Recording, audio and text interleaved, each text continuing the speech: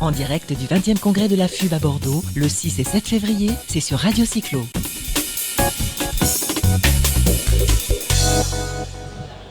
Allez, on continue Tour de France sur le congrès de la FUB, une des dernières interviews.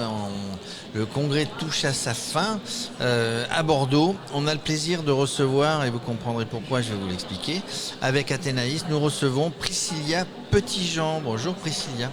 Bonjour Jérôme, bonjour Athénaïs. Bonjour Priscilla. C'est une longue histoire, on a rencontré Priscilla. Alors Priscilla s'occupe d'une association qui s'appelle Via Romana, elle est basée sur Lyon, elle va nous en parler, mais elle est toujours à droite à gauche avec son vélo ou sans son vélo. Elle fait la promotion de Via Romana. Donc voilà, on s'était rencontrés sur le stand de l'Occitanie au congrès des maires de France, et puis on avait fait une interview qu'on n'a jamais pu diffuser parce qu'on a eu un petit problème technique. On est heureux, on s'est couru après longtemps quand on va sur Lyon, sur Paris, ailleurs, et on est heureux de l'accueillir. Alors Priscilla, Via Romana, redis-nous un petit peu ce que c'est l'association Via Romana. Alors Via Romana, en fait, c'est une association qui fait principalement de l'urbanisme temporaire. Alors, qu'est-ce que c'est donc ? En fait, on propose des services aux collectivités qui ont envie de se projeter par rapport aux mobilités douces, aux mobilités actives. Actuellement, en fait, on manque complètement d'expertise pour pouvoir faire des projets qui ont réellement de la pertinence, du sens, de l'impact et surtout sur du long terme. Et du coup, nous, on propose tout simplement de ne pas se jeter corps et âme dans un projet sans y avoir réfléchi au préalable, et du coup de venir tester et évaluer des solutions, on va dire à petite échelle, avant de se lancer. Donc, un exemple, imaginez que vous avez dans une ville une discontinuité cyclable ou ce qu'on appelle un point noir, donc un point qui est particulièrement dangereux ou difficile pour les cyclistes. Donc, nous, on va intervenir, on ne va pas vous dire on a la science infuse, il faut absolument que vous fassiez ceci ou cela, mais on va déjà aller demander donc, aux habitants, aux commerçants, aux personnes qui font vivre ce quartier et cet espace, ce qu'ils en pensent et ce que selon eux, en fait, il faudrait donc aménager et faire évoluer. Cet aménagement, cette espèce d'intuition, on va la réaliser concrètement pendant 1 à 6 mois et on va mesurer. Cet aménagement, est-ce qu'il a été vraiment pertinent ? Est-ce qu'il a aidé au niveau de la pollution atmosphérique, sonore, au niveau de la fluidité ? On va y mesurer donc avec des ressentis, des émotions, certes des personnes présentes, mais également donc, tous les outils de mesure technologiques qui sont à notre disposition, donc aussi bien donc, des appareils de comptage que des cartes de chaleur ou encore effectivement donc, des relevés atmosphériques. Et comme ça, on pourra revenir réellement vers les décideurs et leur dire j'avais cette décision, cette intuition-là qui a été vérifiée ou pas. Ça a été extrêmement pertinent, ça nous a permis d'avoir tel résultat. Ou ça, non, par contre, il faut absolument y éviter. Vous n'arriverez pas à contrôler le flux de cette manière-là, il faudrait tester autre chose. Et comme ça, derrière, pour se lancer dans des politiques qui sont extrêmement coûteuses et extrêmement décisives pour l'avenir de leur ville, ils ont quelque chose d'extrêmement clair qui permettra donc déjà de donner de la visibilité à leur politique, qui souvent, on va dire, reste soit anonyme, soit confidentielle, soit extrêmement critiquée.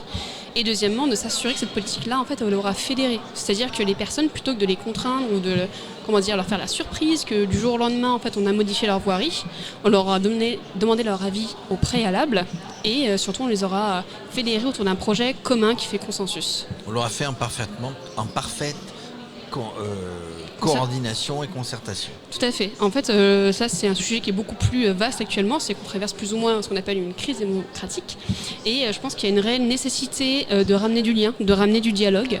Et c'est aussi, on va dire, individuellement, ce qu'on cherche tous. On le voit à travers les marches pour le climat, on le voit à travers notre mode de consommation ou juste dans nos actions au quotidien. On veut tous s'engager, on veut tous agir et non plus être un citoyen passif. Athénaïs, on a affaire à une femme de terrain, femme et homme de terrain comme toi. Il faut vraiment être sur le terrain, avoir des intuitions, on l'a dit, mais une expérience aussi pour conseiller ces élus qui veulent mettre en place un certain nombre de choses. Vous êtes toujours sur le terrain. Alors, me concernant, en fait, ça fait quasiment 10 ans au moins que je suis sur le terrain à vélo, que ce soit à travers donc, des projets associatifs, que ce soit sur de l'urbanisme ou on va dire au sens général, que faire dans une ville, quel guichet mettre en place pour avoir les solutions vélo. Et puis ma dernière expérience qui me tient beaucoup à cœur, c'était la gestion d'un atelier d'insertion par le vélo en fait, et où du coup le but était donc d'un côté de remettre le pied à l'étrier à des personnes qui étaient très en marge de la vie, que ce soit on va dire vie sociale ou professionnelle. Et d'un autre côté, effectivement, réactiver une flotte de vélos qui était complètement présente en fait dans les villes, mais qui était donc soit dans des espaces communs, soit délaissés, soit dans le grenier de mamie. Soit la déchetterie. Exactement. Et tout ça, en fait, c'est des outils de mobilité. C'est réellement quelque chose qui permet de reprendre possession sur son quotidien, sur sa mobilité. Et du coup, on était une force vive pour pouvoir déclencher tout ça. Fantastique. Et alors du coup concrètement, une municipalité qui a besoin de faire bouger les choses fait appel à vous. Vous êtes combien de personnes dans l'association? Vous fonctionnez uniquement en mode associatif? Racontez-nous. Alors, dans l'association, pour l'instant, donc, on est deux, donc Bruno Armand et moi-même. Et suivant les projets, en fait, soit on a donc des partenaires qui nous mettent à disposition donc, leurs ressources vives pour que le projet puisse prendre de l'ampleur. Et on a également des partenaires dans l'urbanisme. Je pense notamment à Alturben, à Grenoble, avec Mickaël Policard et Priscilla Langevin, et qui, effectivement, donc, sont prêts à nous apporter leur visibilité et leurs compétences également. Donc une collectivité nous appelle, suivant leur ambition et la réalité en fait. On ne va pas vendre tout et n'importe quoi suivant le contexte. On fait un bilan, un diagnostic de cyclabilité, on regarde quels sont les objectifs et on commence à lancer un plan avec un calendrier pour se dire, voilà, par rapport à votre objectif, on fait quelque chose de rétroactif pour être certain de les atteindre par la suite. Et du coup, vous travaillez principalement avec des grandes municipalités, petites, localement, au niveau national? Alors, on travaille au niveau national et en fait, on est entre les 10 000 et 100 000 habitants. Donc, on a commencé avec des petites communes. Le but, c'était, non pas d'être dans l'exubérance, mais au contraire de faire des choses à notre échelle, de grandir et de se faire confiance au fur et à mesure. Et là aujourd'hui, oui, on commence à avoir nos premières expérimentations en partenariat avec EJC Déco et également donc, la métropole de Lyon. Donc il peut y avoir différents types de projets, ça dépend des ambitions de chacun. Il s'en passe des choses à Lyon. Votre formation, Priscilla? Multiple. Oui, j'allais dire vos formations. Alors, je suis diplômée dans le transport et la logistique et je suis diplômée de ce qu'on appelle un ROI. Je suis responsable opérationnel international. Vous allez développer ça sur l'Europe? Alors, on va déjà commencer en France.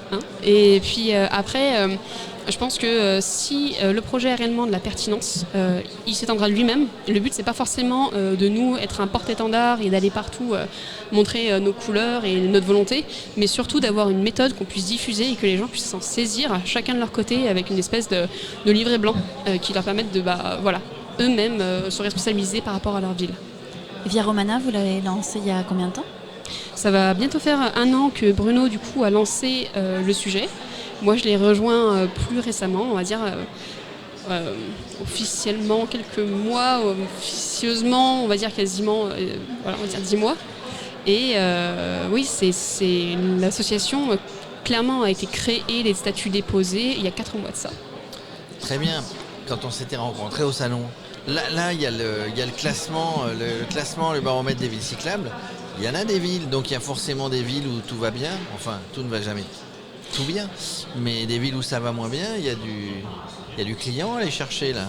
Alors on a les deux en fait. On a les clients qui font toujours tout bien et qui du coup sont les premiers sur les innovations et veulent continuer, on va dire, d'avoir cette espèce de rôle d'élite et d'exemple. Ils sont toujours à la recherche de choses nouvelles.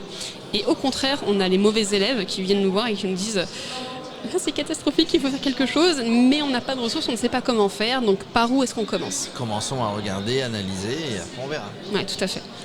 C'est des questions de budget, il y a de la volonté dans toutes les communes, alors surtout que c'est un vrai sujet électoral, le vélo. Ouais, il y a de la volonté, il n'y a pas forcément toujours les sous, mais voilà, cette volonté, ou alors on va susciter cette volonté auprès des élus en disant il faut y aller les gars.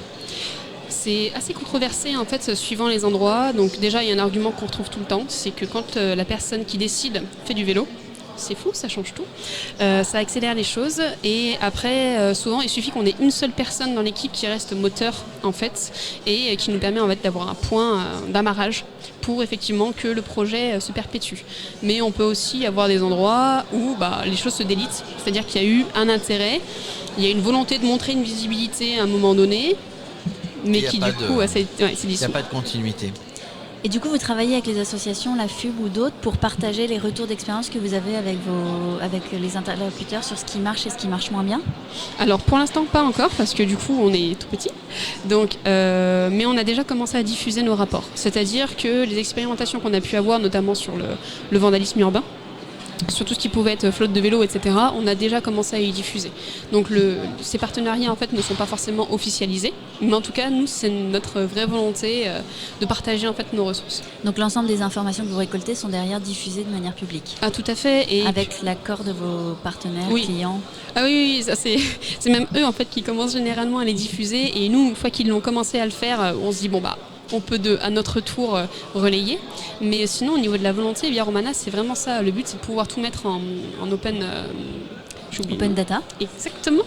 Afin que chacun puisse se saisir, on va dire, de ces outils-là. On ne veut pas forcément avoir cette espèce de garder tout pour soi, là. Non, vraiment. On veut diffuser. On est convaincu qu'en fait, demain se fera ensemble ou ne se fera pas. Et surtout qu'il y a une réelle urgence actuellement de changer notre quotidien, de changer notre façon de concevoir les villes. Et pour ça, en fait, il faut un mouvement qui soit généralisé. Et pour ça, il faut juste s'ouvrir. Tout ça est collaboratif. Dernière question, qui est la question indiscrète. On ne vous l'avait pas prévenu, mais la question indiscrète. Rien à cacher ?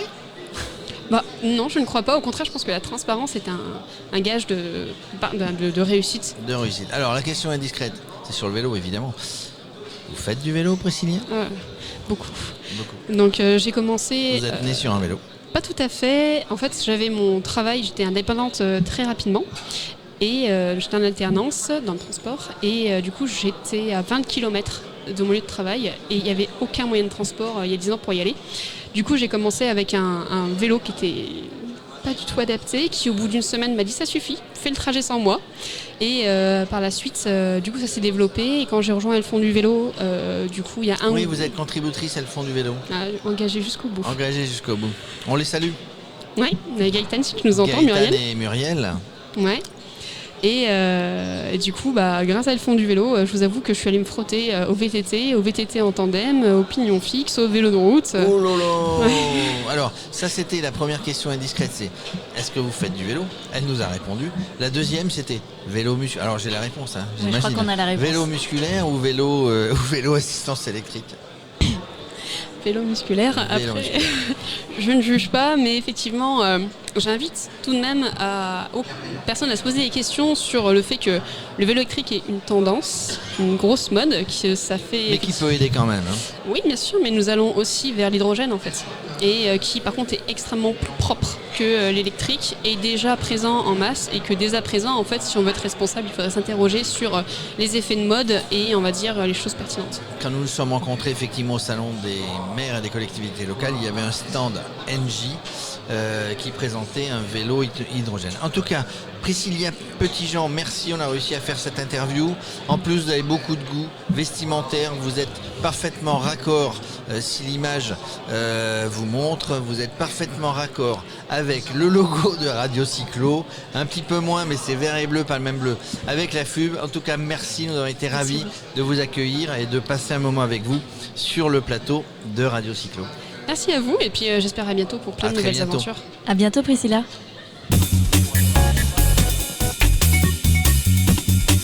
En direct du 20e congrès de la FUB à Bordeaux, le 6 et 7 février, c'est sur Radio Cyclo.